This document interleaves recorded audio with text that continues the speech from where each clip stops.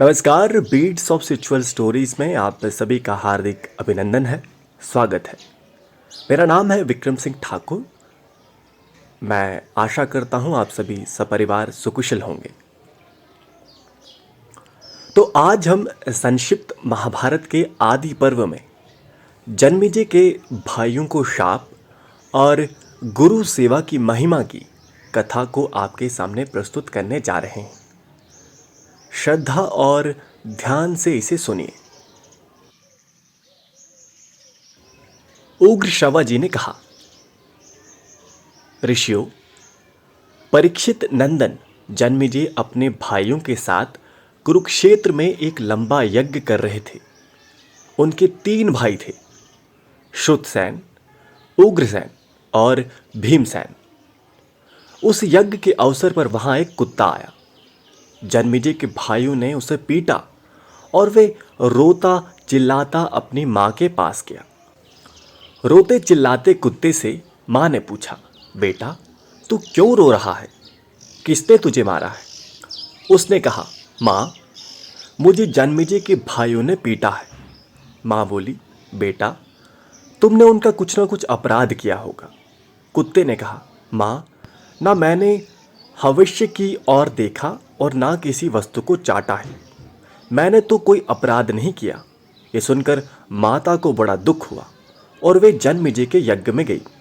उसने क्रोध से कहा, मेरे पुत्र ने भविष्य की अग्नि को देखा तक नहीं, कुछ चाटा भी नहीं, और भी इसने कोई अपराध नहीं किया।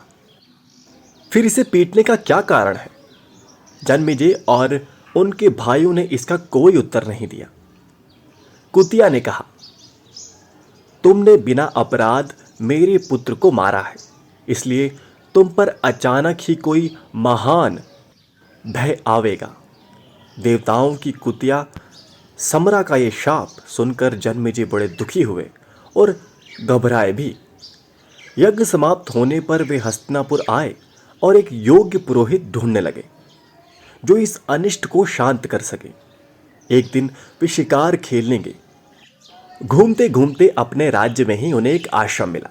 उस आश्रम में शुतश्रवा नाम के एक ऋषि रहते थे। उनके तपस्वी पुत्र का नाम सोमश्रवा था। जन्मेजय ने उस ऋषि पुत्र को ही पुरोहित बनाने का निश्चय किया।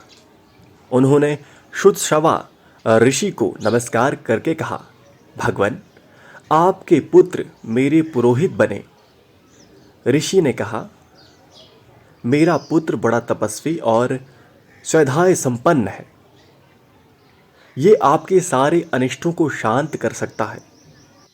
केवल महादेव के शाप को मिटाने में इसकी गति नहीं है, परंतु इसका एक गुप्त व्रत है। वे ये कि यदि कोई ब्राह्मण इससे कोई चीज मांगेगा तो ये उसे अवश्य दे देगा। यदि तुम ऐसा कर सको तो इसे ले जाओ। जन्मेजय ने ऋषि की आज्ञा स्वीकार कर ली।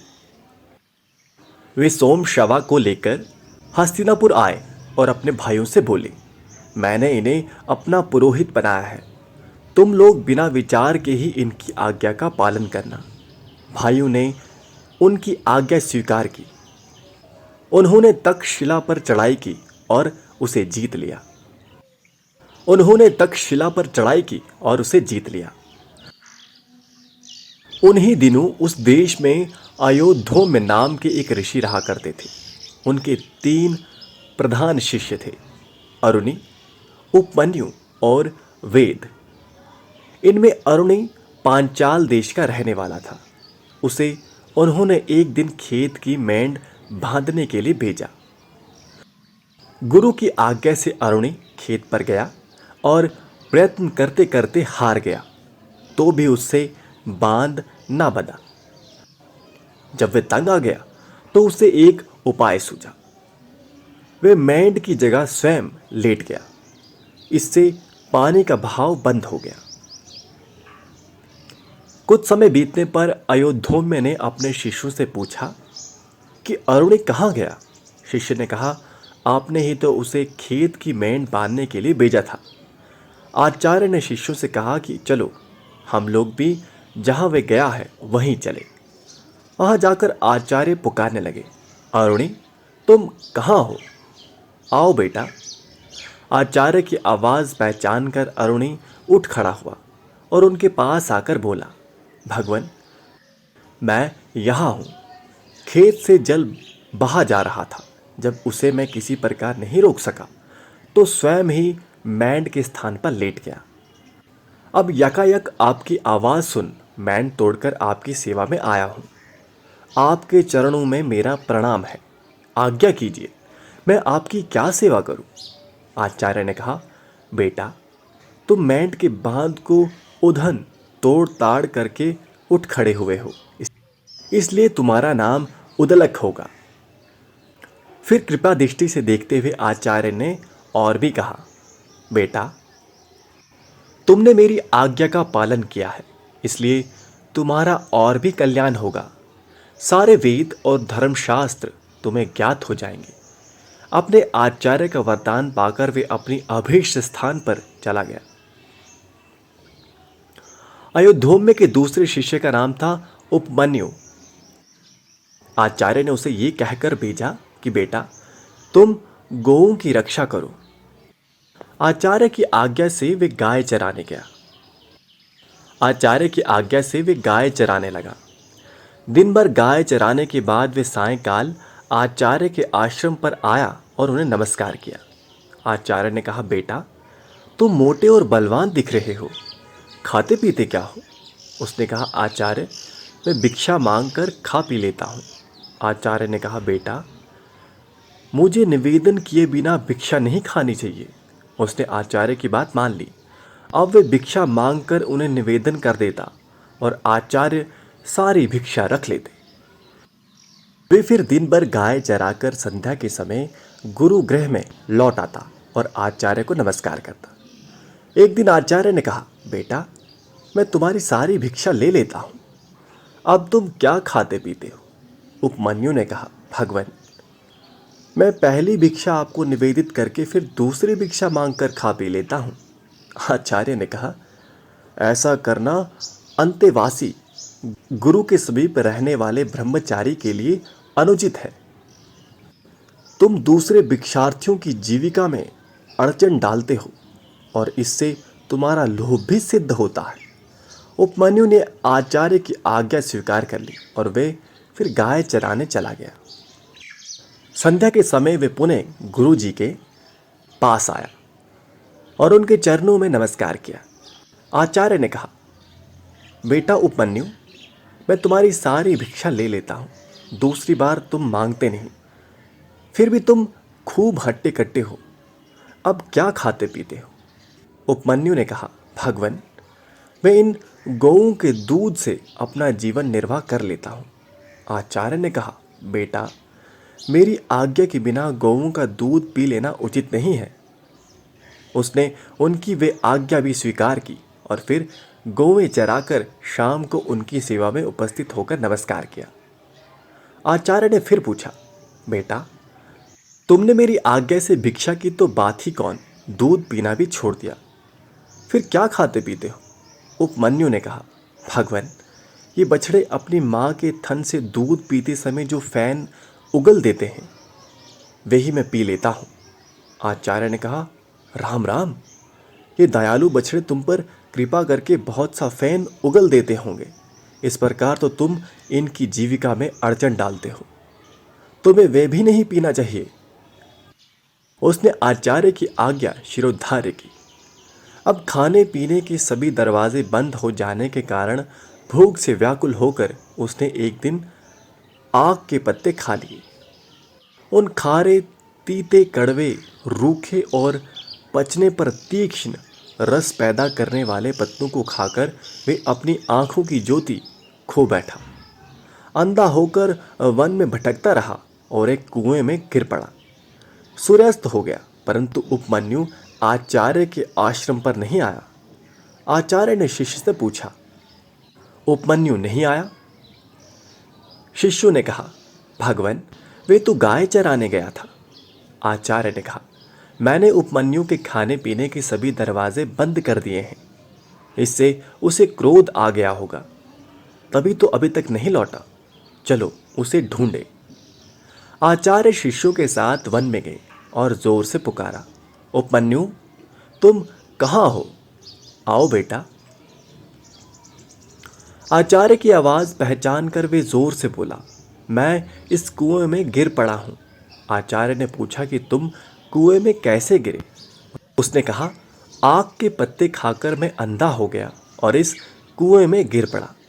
आचार्य ने कहा, तुम देवताओं के चिकित्सक अश्वनी कुमार की स्तुति करो, वे तुम्हारी आंखें ठीक कर देंगे।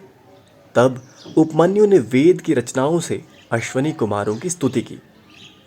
उपमन्यु की स्तुति से प्रसन्न होकर अश्वनी कुमार उनके पास आए और बोले, तुम ये पुआ खा लो। उपमन्यु ने कहा, देवर, आपका कहना ठीक है, परंतु आचार्य को निवेदन किए बिना मैं आपकी आज्ञा का पालन नहीं कर सकता। अश्वनी कुमारों ने कहा, पहले तुम्हारे आचार्य ने भी हमारी स्तुति की थी और हमने उन्हें पुआ दिया था। उन्होंने तो उसे अपने गुरु को निवेदन किए बिना ही रख लिया था। सो जैसा उपाध्याय ने किया वैसा ही तुम भी करो। उपमन्यु ने कहा, मैं आप लोगों से हाथ जोड़कर विनती करता हूँ, आचार्य को निवेदन किए बिना मैं पूहा नहीं खा सकता। अश्वनी कुमारों ने कहा, हम तुम पर प्रसन्न हैं, तुम्हारी इस गुरु भक्ति से प्रसन्न हैं। तुम्हारे दांत सोने के हो जाएंगे, तुम्हारी आंखें ठीक हो जाएंगी और तुम्हारा सब प्रकार से कल्याण होगा। अश्वनी कुमारों की आज्ञा के अनुसार उपमन्यु आचार्य के पास आया और उसने सब घटना सुनाई। आचार्य ने प्रसन्न होकर कहा, अश्वनी कुमारों के कथन अनुसार तुम्हारा कल्याण होगा और सारे वेद और सारे धर्मशास्त्र तुम्हारी बुद्धि में अपने आप ही सुफुरित हो जाएंगे। अयोध्योम्य का तीसरा शिष्य था वेद। आचार्य ने उसे कहा, बेटा, तुम कुछ दिन तक मेरे घर रहो, सेवा शुश्रूषा करो, तुम्हारा कल्याण होगा। उसने बहुत दिनों तक वहां रहकर गुरु सेवा की। आचार्य प्रतिदिन उस पर बैल की तरह भार लाद देते और वे गर्मी सर्दी भूख प्यास का दुख सहकर उनकी सेवा करता। कभी उनकी आज्ञा की विपरीत न चलता। बहुत दिनों में आचार्य प्रसन्न हुए और उन्होंने उसके कल्याण और सर्वज्ञता का वर दिया। ब्रह्मचर्य श्रम से लौटकर वे गृहस्थ आश्रम में आया।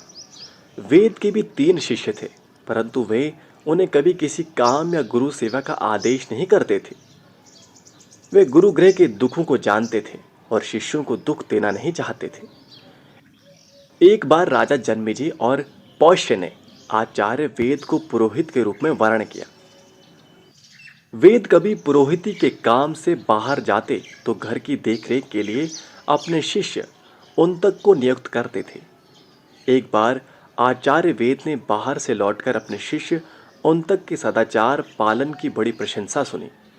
उन्होंने कहा, बेटा, तुमने धर्म पर दृढ़ रहकर मेरी बड़ी सेवा की है।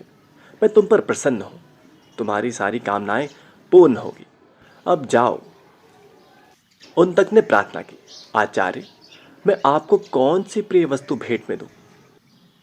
आचार्य ने पहले तो अस्वीकार किया, पर बाद में कहा, अपनी गुरुआनी से पूछ लो। जब उन तक ने गुरुआनी से पूछा तो उन्होंने कहा, तुम राजा पौष्य के पास जाओ और उनकी रानी के कानों के कुंडल मांग लाओ।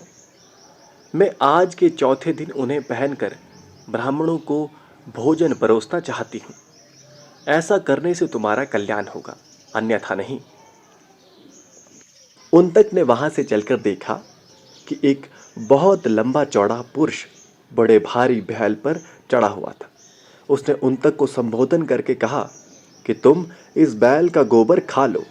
उन तक ने ना कर दिया। वे पुरुष फिर बोला, उन तक, तुम्हारे आचार्य ने पहले इसे खाया है, सोच विचार मत करो, खा जाओ। उन तक ने बैल का गोबर और मूत्र खा लिया और शीघ्रता के कारण बिना रुके कुल्ला करता हुआ ही वहां से चला गया। उन तक ने राजा पौष्य के पास जाकर उन्हें आशीर्वाद दिया और कहा कि मैं आपके पास कुछ मांगने के लिए आया हूं। पौष्य ने उन तक का अभिप्राय जानकर उसे अंतपुर में रानी के पास भेज दिया, परंतु उन तक को रनिवास में कहीं भी रानी दिखाई नहीं दी। वहां से लौटकर उसने पौष्य को उल्हाना दिया कि अंतपुरी में रानी नहीं है। पौष्य ने कहा, भगवन, मेरी रानी पतिव्रता है, उसे उचिष्ठ या अपवित्र मनुष्य नहीं देख सकते। उन्तक ने स्मरण करके कहा कि हाँ, मैंने चलते चलते आचमन कर लिया था। पौष्य ने कहा, ठीक है, चलते चलते आचमन करना निषेध है, इसलिए आप झूठे हैं। अब उन्तक ने पूर्वी विमुख बैठकर हाथ पैर मुंह धोकर शब्द, फैन और उष्णता से रहित एवं हृदय तक पहुंचने योग्य जल से 3 बार आचमन किया और 2 बार मुंह धोया। इस बार अंतपुर में जाने पर रानी दिख पड़ी और उसने उन्तक को सत्पात्र समझाकर अपने कुंडल दे दिए। साथ ही ये कहकर सावधान भी कर दिया कि नागराग तक्षक ये कुंडल चाहता है, कहीं तुम्हारी असावधानी से लाभ उठाकर वे ले ना जाए।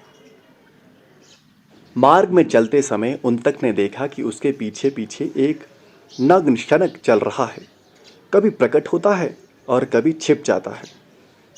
एक बार उन्तक ने कुंडल रखकर जल लेने की चेष्टा की, इतने में ही वे शनक कुंडल लेकर अदृश्य हो गया। नागराज तक्षक ही उस वेश में आया था। उन्तक ने इंद्र के व्रज की सहायता से नागलोक तक उसका पीछा किया। अंत में भयभीत होकर तक्षक ने उसे कुंडल दे दिए। उन्तक ठीक समय पर अपनी गुरवानी के पास पहुंचा और उन्हें कुंडल देकर आशीर्वाद प्राप्त किया। अब आचार्य से आज्ञा प्राप्त करके उन्तक हस्तिनापुर आया। वे तक्षक पर अत्यंत क्रोधित था और उससे बदला लेना चाहता था। उस समय तक हस्तिनापुर के सम्राट जन्मेजय तक्षशिला पर विजय प्राप्त करके लौट चुके थे। उन्तक ने कहा, राजन, तक्ष ने आपके पिता को ढसा है, आप उसका बदला लेने के लिए यज्ञ कीजिए। कश्यप आपके पिता की रक्षा करने के लिए आ रहे थे, परंतु उन्हें उसने लौटा दिया। अब आप सर्प सत्र कीजिए और उसकी प्रज्वलित अग्नि में उस पापी को जलाकर भस्म कर डालिए। उस दुरात्मा ने मेरा भी कम अनिष्ट नहीं किया है। आप सर्प सत्र करेंगे तो आपके पिता की मृत्यु का बदला चुकेगा और मुझे भी प्रसन्नता होगी। तो इसी के साथ आज की कथा यहीं समाप्त होती है। मिलते हैं अगले वीडियो में। धन्यवाद।